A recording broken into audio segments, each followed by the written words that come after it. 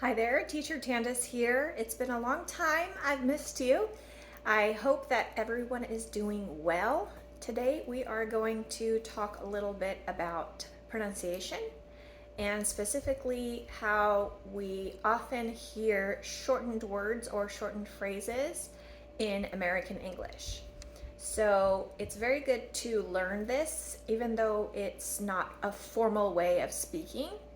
It's the way that most people, most Americans will speak. So it's good to train your ear to be able to understand these phrases or words.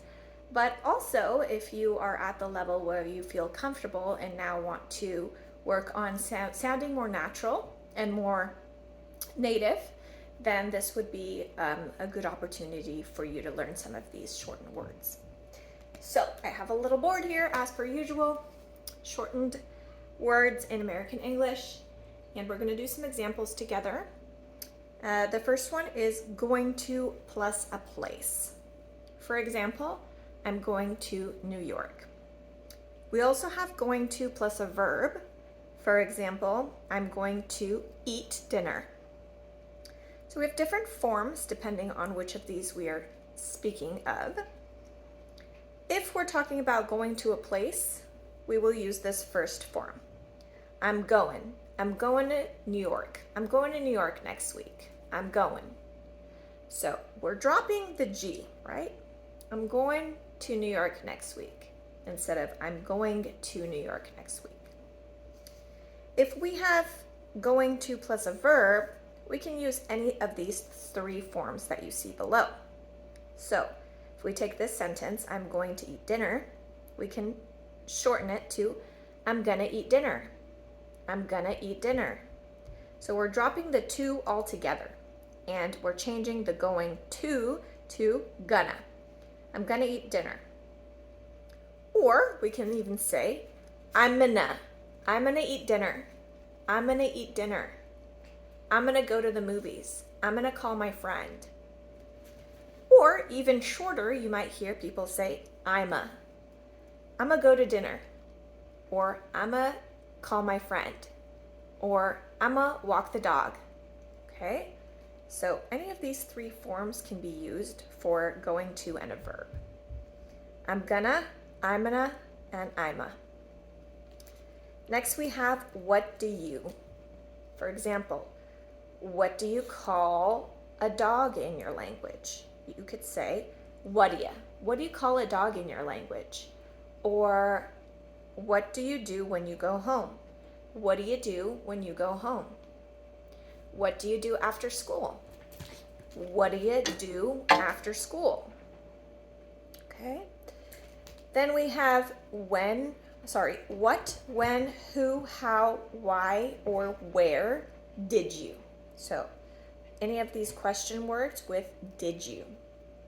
For example, what did you say becomes what did you say? Did you. What did you say? When did you go? When did you go there? When did you go there becomes when did ya? When did you go there? I went to France last year. When did you go there? I went to France last year. Okay. Who did you see? Who did you see? Who did ya see? Who did you see? Or we could even say who'd you see? If we're contracting who and did, we can say who'd, right? Who'd you see? Who'd ya see? Or who did you see? How did you get here? How did you get here? How did ya get here? How did ya get here? How did you get here? Why did you hit me? Why did you hit me? Why did you hit me? Why did ya hit me? Why'd you hit me?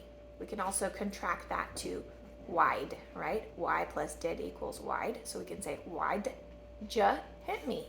Or why did you hit me? Where did you eat? Where did you eat? Where did you eat? Where did you eat last night? Or again, if we're contracting where and did, we can say, where did you eat last night? Where'd you eat last night? Where'd you eat last night? J, j, where'd you? So it's like juice. Want to becomes wanna. Do you want to go with me? Do you wanna go with me? Do you want to have some? Do you want to have some? I do not know, or I don't know. Usually we can hear people say, dunno. I don't know. Where did you find this notebook? I don't know. Have to or has to. For example, I have to do my homework tonight. I have to do my homework tonight becomes I have to. I have to do my homework tonight before going to sleep. The same thing happens with has to. It's shortened.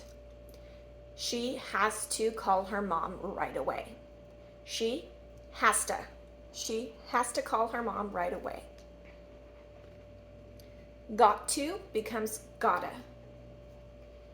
I have got to be better at studying. I gotta be better at studying. I have got to memorize this rule. I gotta memorize this rule. We also have, lastly, should, could, or would have, or might have, or must have. We just put an A at the end of those words, and it sounds like this. Shoulda instead of should have. I should have slept earlier last night. I should have slept earlier last night. I'm super tired.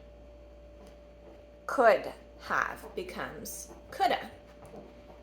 You could have called me before coming. You could have called me before coming. You could have called me. So it's a sound.